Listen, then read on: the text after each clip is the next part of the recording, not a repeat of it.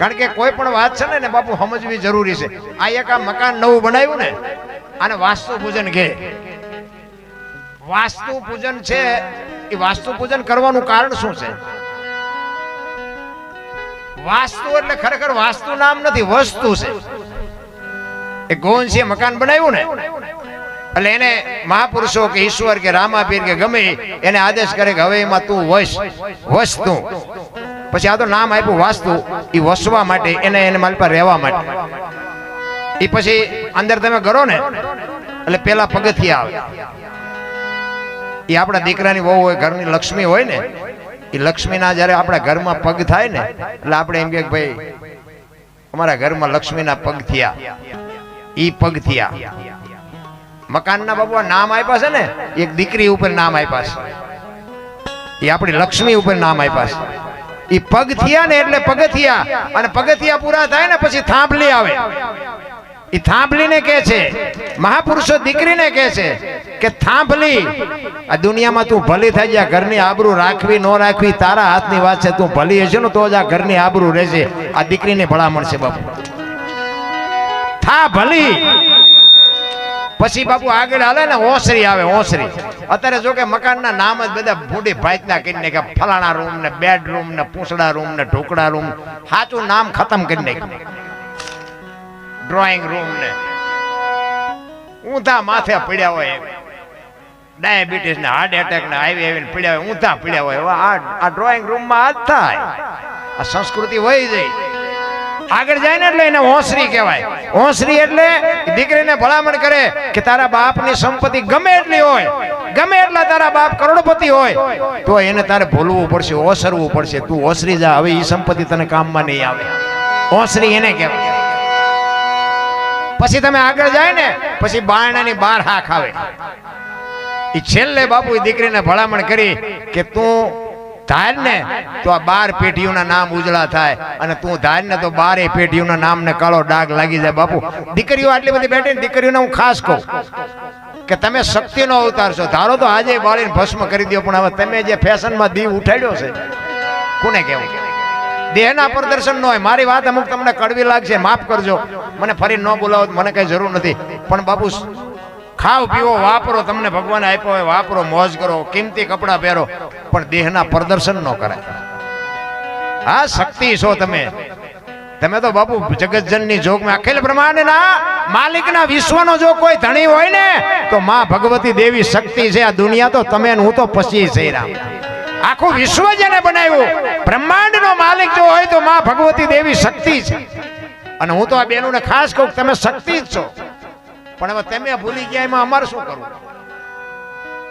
તમે જો એક એક સફળ પુરુષ છે ને એમાં એક એક ભગવતીનો હાથ છે, નકર બાપુ દુનિયામાં કોઈ ન ઓળખે.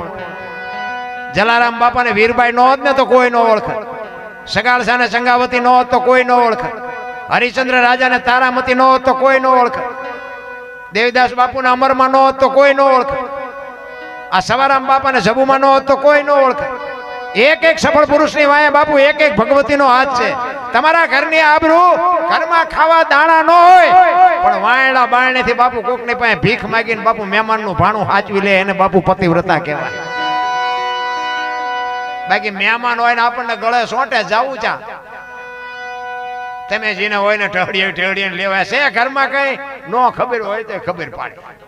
એમ અહીં મોટી મોટી કરતા હોય અને તમે અહીંયા આવો મારા સુરેન્દ્રનગર, અને હું એમ કહું હાલો હાલો, અરે ચા પાણી રોટલા સિવાય જવાય.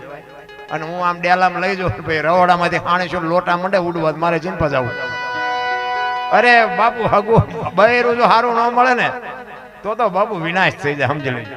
હું તો એમ કહું છું આ જે હલવાઈ જાય તો ઠીક છે, પણ બાકી હોય ને એને ભલામણ કરું છું, ભગવાનને અરજ એવી કરજો કે મારા નાથ અમારી આબરૂ વધે ને વધારે ને એવી જો દીકરી હોય દેજે, ન કે હિમ નામ રાખજે.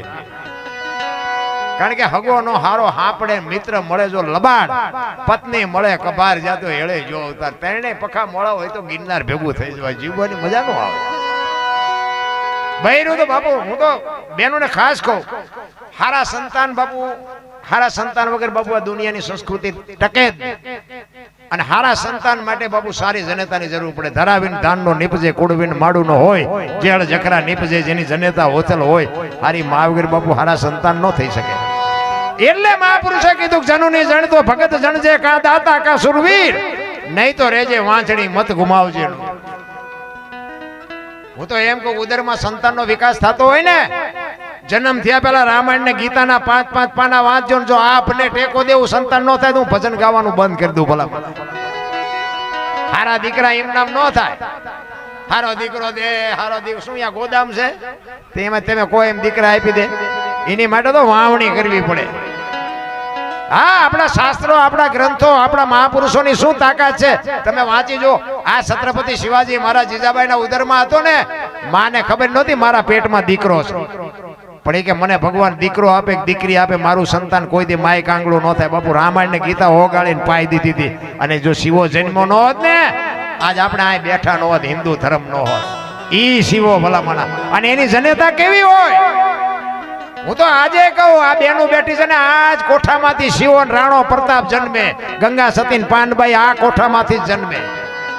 પણ વહુ હારો ભેગા પાણી પૂરી ખાતા હોય ત્યાં પરજા જેવી થાય. હે અરે તમે જુઓ તો એમાં અમુક અમુક મોટી સિટીમાં જઈને ત્યાં તો આપણને એમ થાય કે આ ભાઈ હાલ્યા હોય છે કે બેન હાલ્યા હોય છે, ખબર જ નથી પડતી. બોલાય બી તારે ખબર પડે.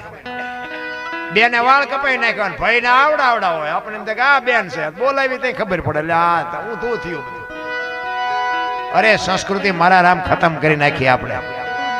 પેલા તમે જુઓ ને, ભેંસ ઉભી ખરતી ખાતી, માણા બેઠા બેઠા ખાતા. અત્યારે ભેંસું બેઠી બેઠી ખાય, માણા ડીશું લઈને રખડો, ભજીયું નાખજો ને એક ભાત નાખજો. તમે જુઓ તો ભિખારી જેવો કે કરોડપતિ થતા જાય ને, તમે જુઓ ને તો સંસ્કૃતિ ખતમ થતી જાય. 2 કિલો ચોખ્ખું ઘી બજારમાં નથી ખપતું. 2 કિલો ચોખ્ખું આમ રાડ્યું પાડો ને, એ ચોખ્ખું ઘી છે, એ ચોખ્ખું ઘી નથી ખપતું. અને દારૂના પીપળા બાવળિયામાં 2 લીટરના ખપી જાય. આ નથી દેખાતું આપણને? તમે જુઓ તો ગાયો રોડમાં જ રખડે છે, કૂતરા તમે જુઓ બંગલામાં છે. અરે શું આપણે સંસ્કૃતિની વાત કરી રહ્યા. તમે જુઓ તો જોડા છે ને શોરૂમમાં છે, ને પુસ્તકો બાપુ ફૂટપાથ ઉપર વેચાય. તોય કે છે મેરા ભારત મહાન, મેરા એલા કટારાના ઠાઠે લખે ભારત મહાન ન થાય, આપણે સુધરવું પડે. ભારત તો મહાન જ છે, આપણે ડી ઉઠાડ્યો. સુધરી જવાની જરૂર છે મારો રામ. એક અત્યારના છોકરા એક બાપુ મા બાપને પગ્યા લાગવામાં તમે જુઓ ને તો એમ કે પગ્યા લગે, દાંડો જ નથી નમતો. અને એને પગ્યા લાગો ને બાપુ, દુનિયામાં ક્યાંય ન લાગવું પડે, આપણી ગેરંટી. તમે આખી દુનિયામાં તમે લાખો રૂપિયાના દાન આપો, પણ માને બાપને જો સમજી ન કરો તો તમારા લાખો રૂપિયાના દાન ધૂળ છે. હું તો એમ કહું, એક તમારી જનેતા હોય ને, એને બાપુ પગે લાગીને જાઓ ને, અખિલ બ્રહ્માંડના માલિકના મંદિરમાં જાઓ ને, અહીંયા કદાચ પગે ન લાગો ને તો એ બાપુ નોંધ ન કરે. એને કેવું પડે કે એની માને પગે લાગીને. અરે હું તો અહીંયા સુધીની વાત કરું કે મા બાપને પગે ન લાગો ને તો કાંઈ નહીં, પણ તમારા હાટું થઈને તમારા મા બાપને બીજા પાસે પગે લાગવા જવું પડે એવો ધંધો ન કરતા તોય મારો નાથ રાજી થાય છે ભલામણ. અરે માન બાપના ઋણમાંથી આપણે કોઈ દી જિંદગીમાં ન છૂટી શકી ભલામણ. તમારા મા બાપથી તમે છો, મારા મા બાપથી હું છું. બાકી જેવા હોય એવા, ગાંડા હોય, ગોબરા હોય, જેવા હોય. અને હું તો એમ કહું, માં જીવતી હોય ને, સાંજનું ટાણું હોય ને, માં બેઠી હોય તો કોક દી ખોળામાં માથું નાખીને પૂછજો કે માં મારો જન્મ થયો તેથી તને પીડા કેવી હતી, વેદના કેવી હતી, કોક દી પૂછજો તો તમને ખબર પડે. કારણ કે મને તમને ખબર જ નથી કે આપણા દુનિયામાં આવ્યા તેથી માએ આપણા માટે શું વેઠ્યું છે ને, એ હજી આપણને ખબર જ નથી. તમને ન ખબર પડે, તમને ન ખબર પડે, એમ જ કરતા હોય. એટલે નહોતી ખબર એટલે 100 વીઘા રાખી હતી, તું 10 વીઘાના ઉલાળિયા મીડો કરવા નથી ખબર પડતી. હા મેં વેચ નહીં ગયો તો તું બેટા કારખાન નો સડી ગયો અત્યારે. અરે મારા છોકરા કરીને કોથળા જેવા દેહ કરી નાખ્યા બાપ. એના ઋણમાંથી કોઈ દી નહીં છૂટી શકો. પછી મર્યા પછી તમે જુઓ ને, બાપા માં મરણ પછી 5 ગામને ભેગા કરીને ખવડાવે. એટલે આવું ખવડાવ્યું હોત તો હજી 2 વર્ષ જીવે એવું હતું. ભૂખ્યા માર્યા છે ને, હવે શું ગામ ને ધુમાડા બંધ દે, પણ અહીંયા સારું લગાડવા કોઈ મતલબ નથી. રામ જીવતા હોય ને તો સાચવી લેજો. બાકી વાતમાં કાંઈ છે નહીં, મરી જવાનું છે, વાત પાકી છે. અને આપણે સેવા નહીં કરી હોય ને આપણી પ્રજા આપણને કરવાની નથી. આ કોમ્પ્યુટરમાં જ હાલી આવે છે માય પ્રજા, એને કાંઈ શીખડાવવું નહીં પડે, એ બધી સમજેલી જ છે. એટલે એક સવારામ બાપાની વાણી કરી અને પછી મારી વાણીને વિરામ આપું, બે કડી કરી અને પછી સવારામ બાપા એના ગુરુ મહારાજની વાત કરે. જો કે રામદેવજી બાપાનો પાઠ છે એટલે સવારામ બાપા પીપળી તમે ગયા છો અને ન ગયા હોય તો કોક વાર બાપુ દર્શન કરો. જો રામદેવજી બાપા વાણી કરી અને પછી મારી વાણીને વિરામ આપું, બે કડી કરી અને પછી સવારામ બાપા એના ગુરુ મહારાજની વાત કરે. જો કે રામદેવજી બાપાનો પાઠ છે એટલે સવારામ બાપા પીપળી તમે ગયા છો અને ન ગયા હોય તો કોક વાર બાપુ દર્શન કરો. જો રામદેવજી બાપાનો કેવડો પરચો છે, 50 થી 60 વર્ષની વાત. સવારામ બાપા ભજન કરી ગયા પછી બળદેવદાસ બાપુ, અત્યારે વાસુદેવ બાપુ છે, પણ બાપુ એ ધર્મના વાવટા ફરકે આપણું અકલ નો કામ કરેલા. એ રામદેવજી બાપા નું અહીંયા બાપુ પ્રગટ પીરાણું જેને કહેવાય.